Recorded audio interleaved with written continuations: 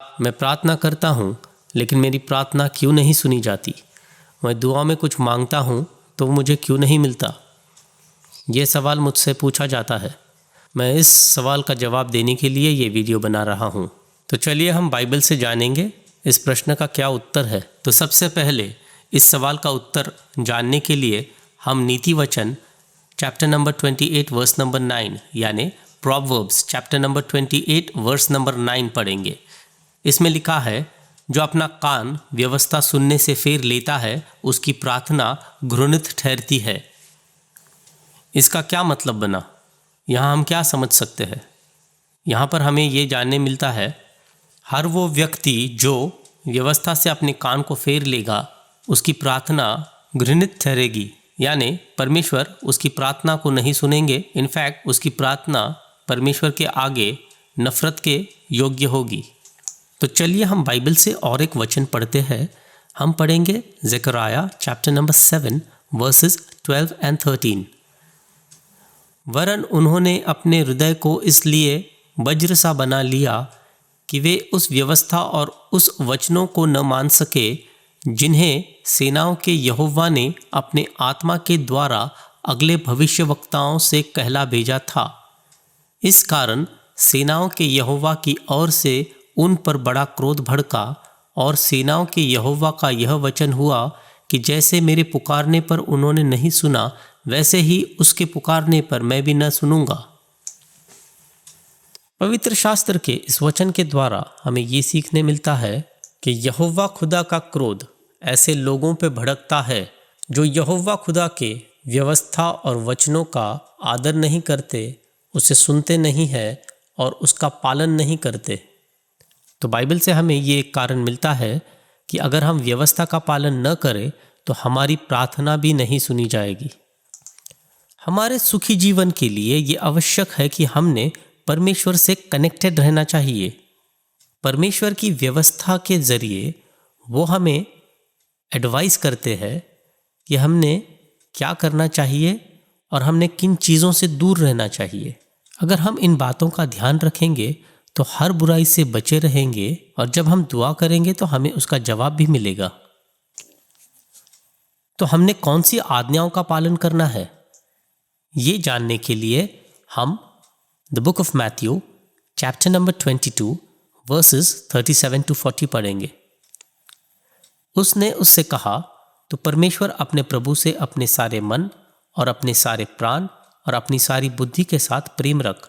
बड़ी और मुख्य आज्ञा तो यही है, और उसी के समान यह दूसरी भी है कि तू अपने पड़ोसी से अपने समान प्रेम रख। यही 2 आज्ञाएं सारे व्यवस्था और भविष्यवक्ताओं का आधार है।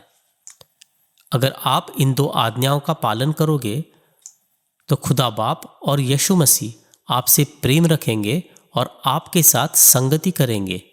यह हमें पढ़ने मिलता है the book of John chapter number 14 verse number 21 में। यहाँ लिखा है, जिसके पास मेरी आज्ञा है और वह उन्हें मानता है, वही मुझसे प्रेम रखता है, और जो मुझसे प्रेम रखता है उससे मेरा पिता प्रेम रखेगा, और मैं उससे प्रेम रखूंगा और अपने आप को उस पर प्रकट करूंगा।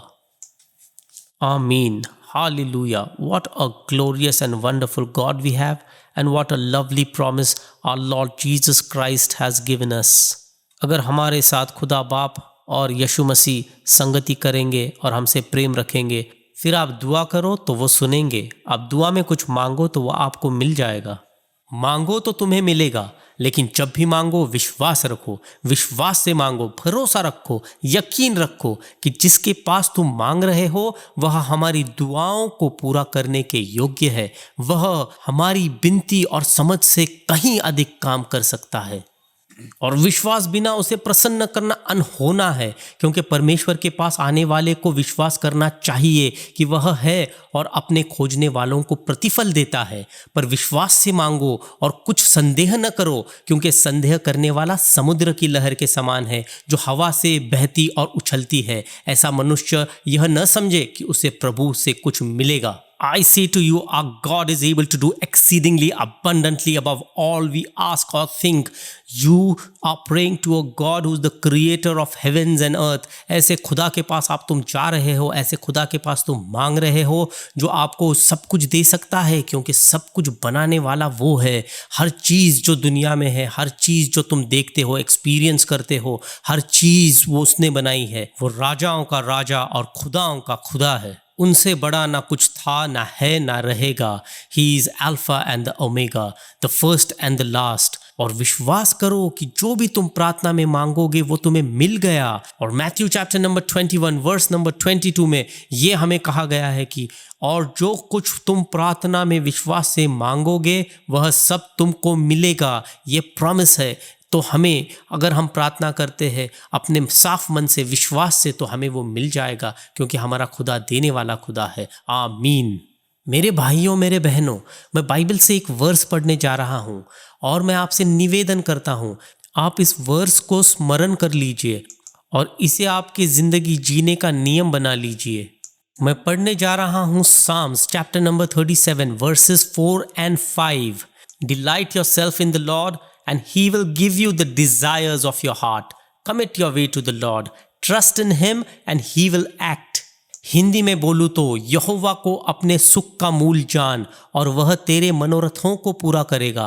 अपने मार्ग की चिंता यहोवा पर छोड़ और उस पर भरोसा रख, वही पूरा करेगा। तो मैं आज ये दुआ करता हूँ कि आज हमने जो भी सीखा है वो हम अपने ज़िंदगी में अमल करने के योग्य बने। तो चलिए ये सेशन आज हम एंड करते हैं with the Lord's prayer. Our Father in heaven, hallowed be thy name. Thine kingdom come, thine will be done on earth as it is in heaven. Give us this day our daily bread, and forgive us our sins as we forgive those who sin against us. Do not lead us into temptation, but deliver us from the evil one. For thine is the kingdom and power and glory forever. Amen.